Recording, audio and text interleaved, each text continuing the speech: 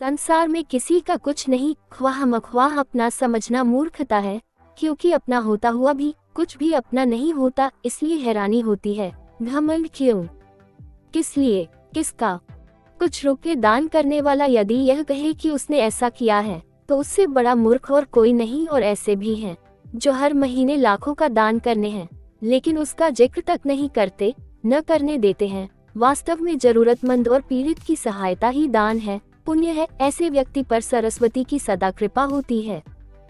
पर क्या किया जाए, देवताओं तक को अभिमान हो जाता है और उनके अभिमान को दूर करने के लिए परमात्मा को ही कोई उपाय करना पड़ता है। गरुड़, सुदर्शन चक्र तथा सत्यभामा को भी अभिमान हो गया था और भगवान श्री कृष्ण ने उनके अभिमान को दूर करने के लिए श्री हनुमान जी की सहायता ली थी। श्री कृष्ण ने अपनी पत्नी सत्यभामा को स्वर्ग से पारिजात लाकर दिया था और वह इसीलिए अपने आप को श्री कृष्ण की अत्यंत प्रिया और अति सुंदरी मानने लगी थी। सुदर्शन चक्र को यह अभिमान हो गया था कि उसने इंद्र के वज्र को निष्क्रिय किया था, वह लोकालोक के अंधकार को दूर कर सकता है। भगवान श्री कृष्ण अत्यंत उसकी ही सहायता लेते हैं। गरुड़ भगवान कृष्ण का वाहन था। वह समझता था भगवान मेरे बिना कहीं जा ही नहीं सकते, इसलिए कि मेरी गति का कोई मुकाबला नहीं कर सकता।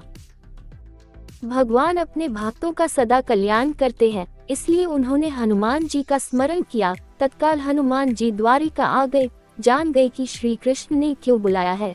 श्री कृष्ण और श्री राम दोनों एक ही हैं, वह ये भी जानते थे, इसीलिए सीधे राजदरबार नहीं गए। कुछ कौतुक करने के लिए उद्यान में चले गए। वृक्षों पर लगे फल तोड़ने लगे, कुछ खाए, कुछ फेंक दिए। वृक्षों को उखाड़ फेंका, कुछ तो तोड़ डाला।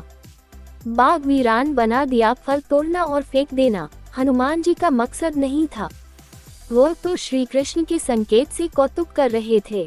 बात श्री कृष्ण तक पहुंची, किसी वानर ने राजोद्यान को उजाड़ दिया है, कुछ किया जाए। श्री कृष्ण ने गरुड़ को बुलाया, कहा जाओ सेना ले जाओ, उस वानर को पकड़ कर लाओ।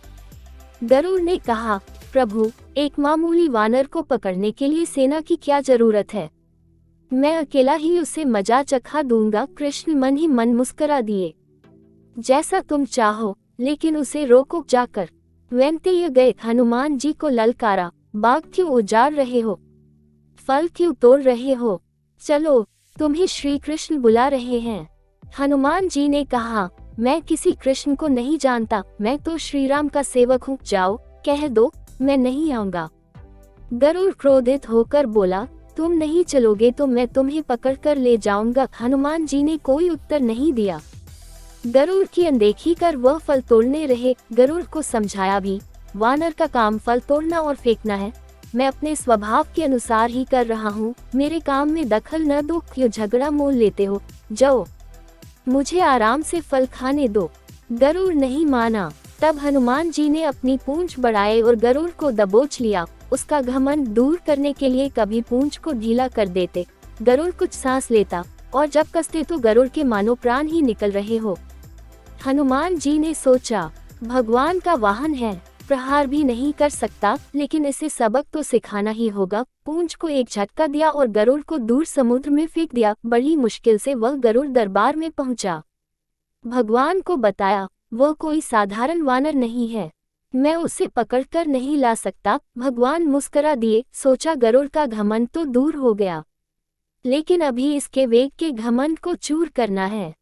श्री कृष्ण ने कहा गरुड़, हनुमान श्री राम जी का भक्त है, इसीलिए नहीं आया। यदि तुम कहते कि श्री राम ने बुलाया है तो फौरन भागे चले आते। हनुमान अब मलय पर्वत पर चले गए हैं, तुम तेजी से जाओ और उससे कहना श्री राम ने उन्हें बुलाया है, तुम तेज उड़ सकते हो, तुम्हारी गति बहुत है, उसे साथ ही ले आना।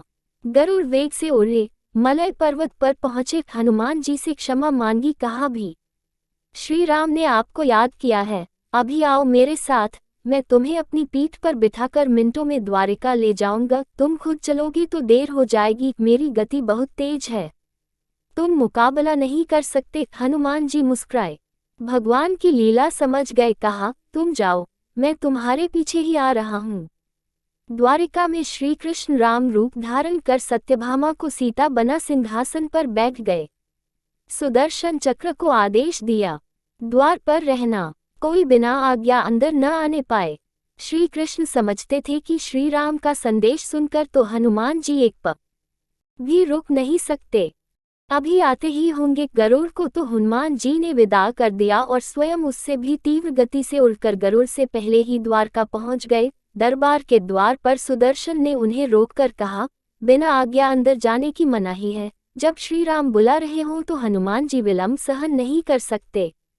सुदर्शन को पकड़ा और मुंह में दबा लिया। अंदर गए। सिंहासन पर श्रीराम और सीता जी बैठे थे। हनुमान जी समझ गए, श्री राम को प्रणाम किया और कहा, प्रभु आने में देर तो नहीं हुई।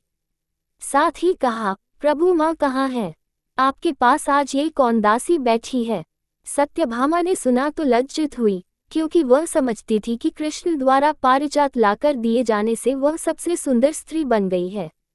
सत्यभामा का घमंड चूर हो गया। उसी समय गरुड़ तेज गति से उड़ने के कारण हौंफते हुए दरबार में पहुंचा।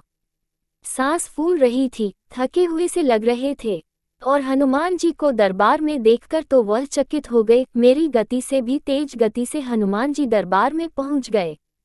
लज्जा से पानी पानी हो गए। गरुड़ के बल का और तेज गति से उड़ने का घमंड चूर हो गया। श्री राम ने पूछा, हनुमान तुम अंदर कैसे आ गए? किसी ने रोका नहीं। रोका था भगवान सुदर्शन ने। मैंने सोचा आपके दर्शनों में विलंब होगा, इसलिए उनसे उलझा नहीं। उसे मैंने अपने मुंह में दबा लिया था। और यह कहकर हनुमान जी ने मुंह से सुदर्शन चक्र को निकालकर प्रभु के चरणों में डाल दिया।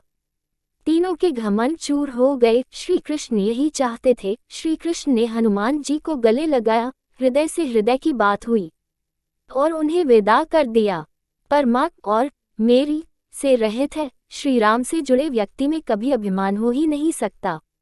न श्री राम में अभिमान था, न उनके भक्त हनुमान में। न श्री राम ने कहा कि मैंने किया है और न हनुमान जी ने ही कहा कि मैंने किया है। इसलिए दोनों एक हो गए, न अलग थे न अलग रहे।